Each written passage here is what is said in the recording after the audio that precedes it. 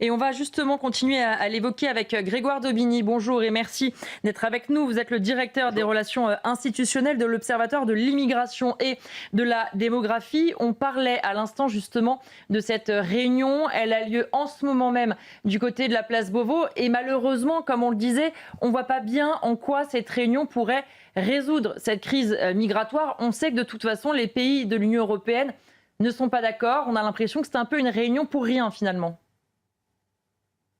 Oui, en tout cas, le continent européen est aujourd'hui confronté à une nouvelle crise migratoire. On voit deux lignes qui se dégagent autour de ce contentieux finalement entre l'Espagne et l'Italie.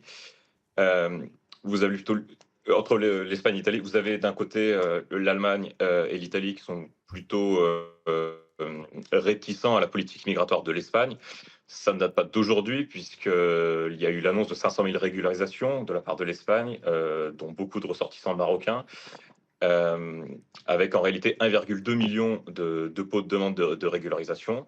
Et vous avez de l'autre côté la France qui a l'air d'être plutôt solidaire de l'Espagne et dire qu'il faut se tenir du côté de l'Espagne. Alors, que peut-on en attendre? En tout cas, il faut savoir que le droit européen a commencé à se durcir en matière d'immigration. Ça n'est aujourd'hui pas suffisant. Sans doute que le pacte asile-immigration et que le nouveau règlement retour seront la première pierre d'un nouveau durcissement de ce droit européen.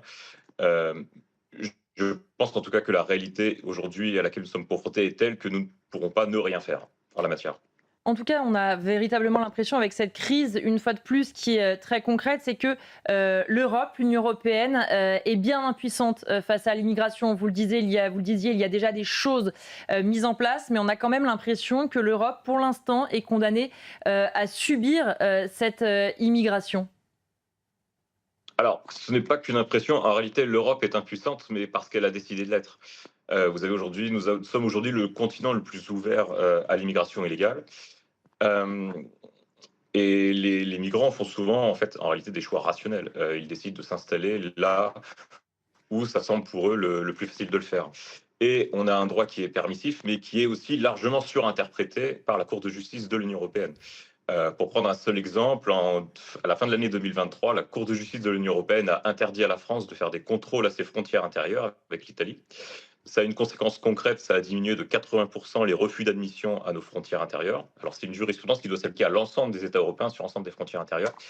Et la Cour des comptes aujourd'hui nous explique que comme nous devons passer par une autre procédure qui est beaucoup plus lourde, que pour avoir un contrôle des frontières constant, on devrait multiplier par 43 les effectifs au poste de Menton. On peut aussi citer le principe de non-refoulement qui est issu de la Convention de Genève pour les réfugiés, qui est en réalité aujourd'hui maximaliste. À la base, ce principe doit s'appliquer aux seuls demandeurs d'asile qui ne peuvent pas être refoulés des États européens, mais il s'applique aujourd'hui, par notre interprétation, à toute personne en situation irrégulière qui se présente à nos frontières et pour lesquelles on estime qu'elle devrait pouvoir déposer une demande d'asile et voir situation examinée. Mais comme je l'avais dit, ce choix, cette impuissance est en réalité un choix politique. Et ce que la politique a défait, la politique peut le faire.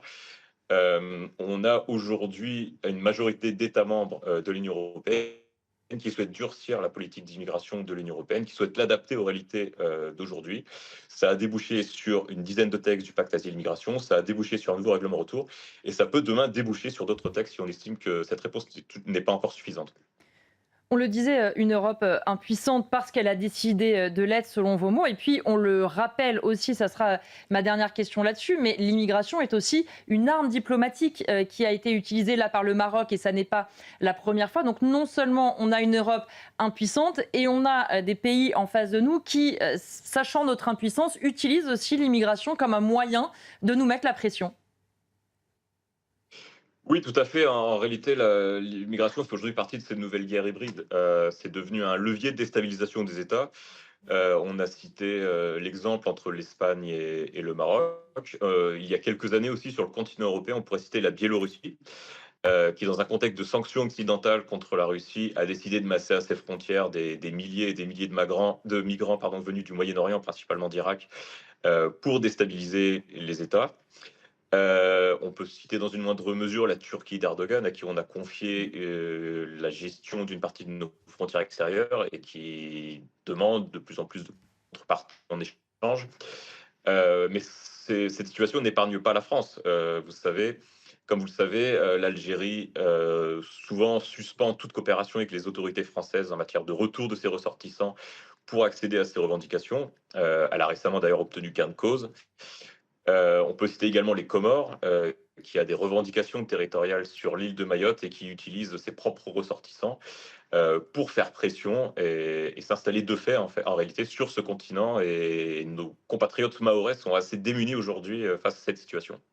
Merci beaucoup Grégoire Daubigny d'avoir été avec nous. Je rappelle que vous êtes le directeur des relations Merci à vous. institutionnelles de l'Observatoire de l'immigration et de la démographie. Je vous